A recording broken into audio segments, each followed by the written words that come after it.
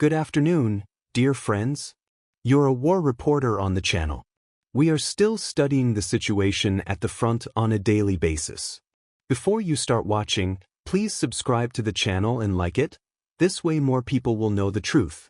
First, we'll talk about the Suja area because we have received many important updates from this region. According to the information we have, in the past 24 hours, the Russians, more precisely, the units of the 83rd Brigade, managed to establish complete control over 50% or even more of the settlement of Jarafa. According to their reports, the Russians have improved their positions in the central part of the settlement, while the Ukrainians control only the southern portion. However, if the Russians continue advancing at this pace, the Ukrainians will be forced to retreat further south, toward the settlement of Bav. Another important update comes from the settlement of Liva. Today, pro-Ukrainian sources confirmed that the Russians, as a result of their offensive operations, have managed to take control of more than 60 to 70% of the settlement of Lipka. According to these sources, Ukrainian forces now control only the eastern part of this small village.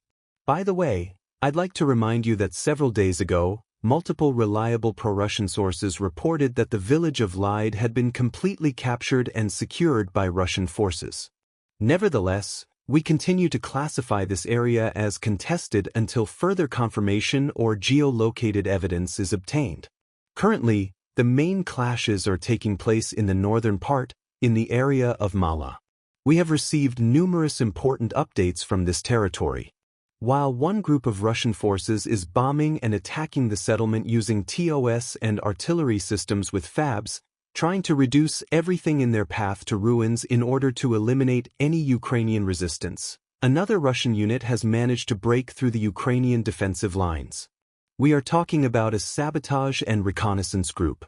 According to Russian sources, more specifically, the official Telegram channel of the North Group of Forces, as a result of this operation, Russian forces successfully destroyed bridges between the settlements of Kazaki Laya and Suja, which span the Loa River. Reports suggest that Russian forces have destroyed either one or both of these bridges. Regardless, the Russians claim that the logistics of the Ukrainian armed forces in this sector of the Suja direction have been completely disrupted. We are not stating that the logistics have been irreversibly destroyed with no chance of recovery. The Ukrainians will likely be able to restore their supply lines within 2 to 3 days.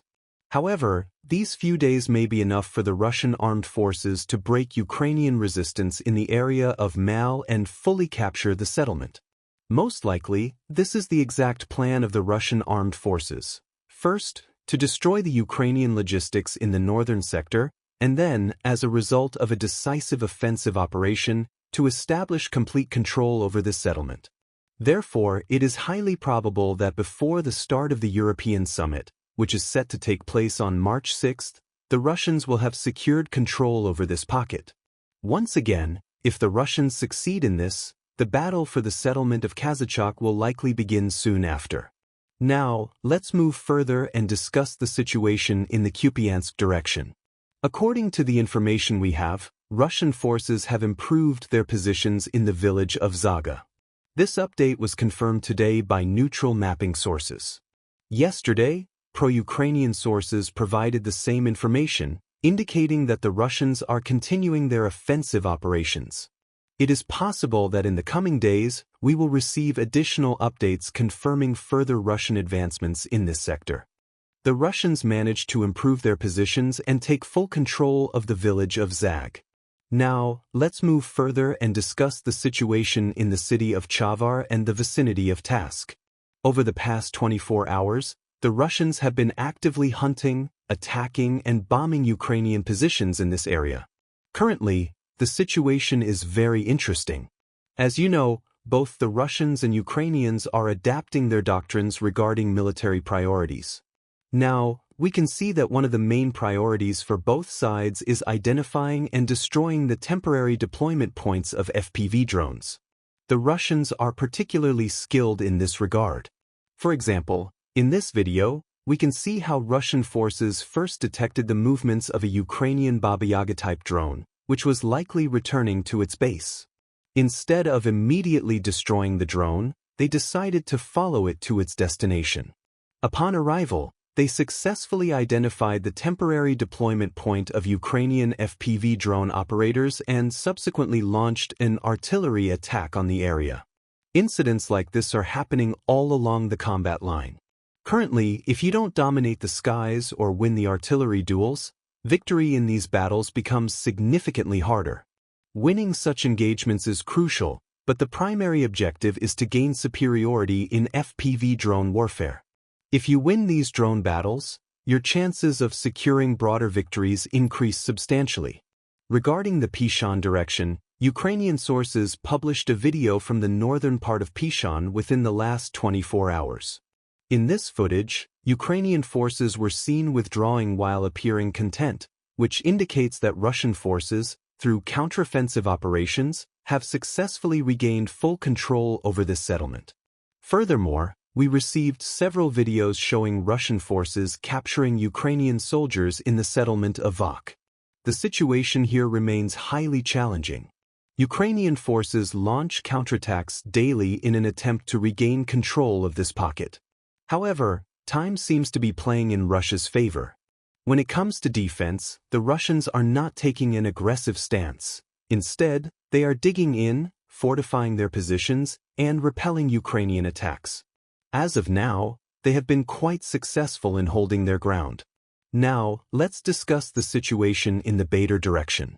According to our latest information, today, units of the 114th Separate Motor Rifle Brigade of the Russian Armed Forces managed to establish complete control over the settlement of Andreyiva.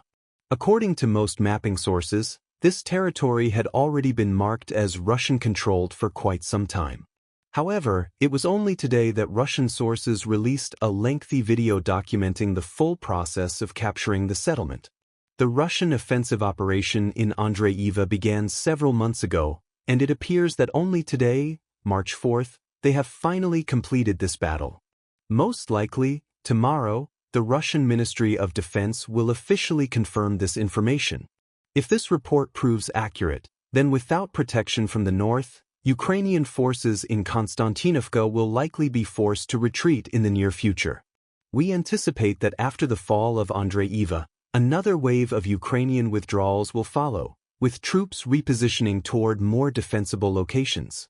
This would allow Russian forces to continue their offensive operations.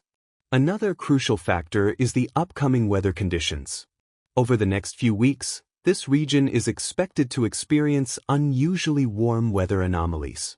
This will likely result in favorable ground conditions, providing the Russians with a strategic opportunity to launch broad-front offensives utilizing a significant number of armored vehicles and tanks.